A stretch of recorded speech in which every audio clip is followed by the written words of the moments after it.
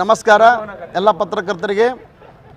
ಇಂದು ನಾವು ಪತ್ರಿಕಾಗೋಷ್ಠಿ ಕರೆದ ವಿಷಯವೇನೆಂದರೆ, ನಾನು ಕಲಬುರಗಿ ಜಿಲ್ಲೆ ಹಡಪದ ಚೌರಿಕ ಸಮಾಜ ಜಿಲ್ಲಾಧ್ಯಕ್ಷನಾಗಿ ಭಾರತೀಯ ಜನತಾ ಪಾರ್ಟಿಯ OBC BJPಯ ರಾಜ್ಯ ಕಾರ್ಯದರ್ಶಿಯಾಗಿ ಹೇಳೋದೇನೆಂದರೆ, ಬಾಗಲಕೋಟೆಯಲ್ಲಿ ನಡೆದ ವಕ್ಫ್ ಬೋರ್ಡ್ ವಿರುದ್ಧ ಹೋರಾಟದಲ್ಲಿ ನಮ್ಮ ಹರಕುಬಾಯಿ ಯತ್ನಾಳವರು, ಬಚ್ಚಲುಬಾಯಿ ಯತ್ನಾಳವರು ಇವತ್ತು ನಮ್ಮ ನಿಷೇಧಿತ ಪದ, ಅವಾಚ್ಯ ಪದ ಮತ್ತು ಉರ್ದು ಮೂಲದ ಪದವಾದ ಕರ್ನಾಟಕ ನಿಷೇಧ ಮಾಡಿದಂಥ ಪದವಾದ ಹಜಾಮ ಪದ ಯಾರಿಗೂ ಹೈದರಾಬಾದ ಅಸೌದ್ದೀನ್ ಓವೈಸಿಗೆ ಬೈಯೋ ಭರದಲ್ಲಿ ಇವತ್ತು ನಮ್ಮ ಸಮಾಜವನ್ನು ಹಜಾಮಾಯ ನಿಜಾಮ ಅಂತ ಕಿಸಿ ವರ್ಡ್ ಯೂಸ್ ಮಾಡಿದರೆ, ಅದಕ್ಕೂ ನಾವು ಕರ್ನಾಟಕದ ಎಲ್ಲ ಚೌರಿಕರು, ಕರ್ನಾಟಕ 20 ಲಕ್ಷ ಜನಸಂಖ್ಯೆ ಚೌರಿಕರು ತೀವ್ರವಾಗಿ ಖಂಡನೆ ವ್ಯಕ್ತಪಡಿಸ್ತೀವಿ.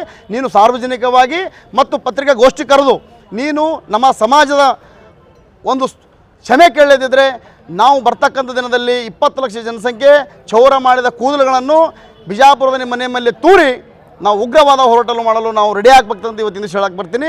ಮತ್ತು ದಿನೇ ನಮ್ಮ ರಾಜ್ಯಾಧ್ಯಕ್ಷರಾದ ವಿಜೇಂದ್ರ ಅವರಿಗೆ ಮತ್ತು ಯಡಿಯೂರಪ್ಪರು, ಮಾಜಿ ಮುಖ್ಯಮಂತ್ರಿ ಯಡಿಯೂರಪ್ಪರವರಿಗೆ ಬೈಯದೇವನ ಕೆಲಸ ಆಗಿದೆ. ವಿನಾಶಕಾಲಿ ವಿಪರೀತ ಬುದ್ಧಿ ಅಂತ ಇಂದು ಅಹಂಕಾರ, ಹಿಂದೂ ಫೈರ್ ಬ್ರ್ಯಾಂಡ್ ಅಂತ ಹೇಳಿ ಜನ ಹೇಳಿದಾಗ ಅಹಂಕಾರ ಆಗಿದೆ. ಒಂದು ಅಹಂಕಾರ ಬಂದಿದೆ. ಅದಕ್ಕೋಸ್ಕರ ಮತ್ತು ಹರಕು ನಾಲಿಗೆ ಯತ್ನಾಳವರೇ, ಬಚ್ಚಲು ಬಾಯಿಯ ಯತ್ನಾಳವರೇ, ನಿಮಗೊಂದು ಸಲಹೆ ಕೊಡ್ತೀನಿ.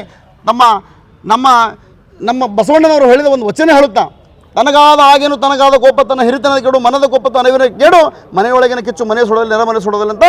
ನಿನ್ನ ಅಹಂಕಾರ, ನಿನ್ನನ್ನು ಕೋಪ, ನಿನ್ನನ್ನು ದುರಹಂಕಾರವನ್ನು ನಿಮ್ಮ ರಾಜಕೀಯವಾಗಿ ವಿನಾಶದಲ್ಲಿ ಸುಟ್ಟು ಹಾಕಲು, ರಾಜಕೀಯವಾಗಿ ನಿವೃತ್ತಿ ಆಗಲು ನಿನಗೆ ಹೇಳುತ್ತದಂತ ಇವತ್ತಿನ ಹೇಳ್ತೀನಿ.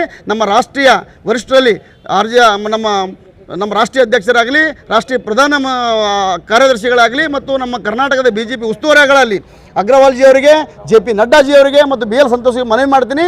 ನಮ್ಮ ಕರ್ನಾಟಕದಲ್ಲಿ ಭಾರತೀಯ ಜನತಾ ಪಾರ್ಟಿ ಮುನ್ನಡೆ ಆಗಬೇಕು, ಸಂಘಟನೆ ಆಗಬೇಕು, ಅಧಿಕಾರಕ್ಕೆ ಬರಬೇಕಂದ್ರೆ ಇವ ಹರಕು ನಾಲಿಗೆ ಯತ್ನಾಳವರನ್ನು, ಬಚ್ಚಲು ಬಾಯಿ ಯತ್ನಾಳವರನ್ನು ಉಚ್ಚಾಟನೆ ಮಾಡಿ ಈ ಪಕ್ಷದ ಕಾರ್ಯಕರ್ತರಿಗೆ ಮತ್ತು ಈ ಪಕ್ಷ ಸಂಘಟನೆ ಆಗಲು ಅನುಕೂಲ ಮಾಡಬೇಕು.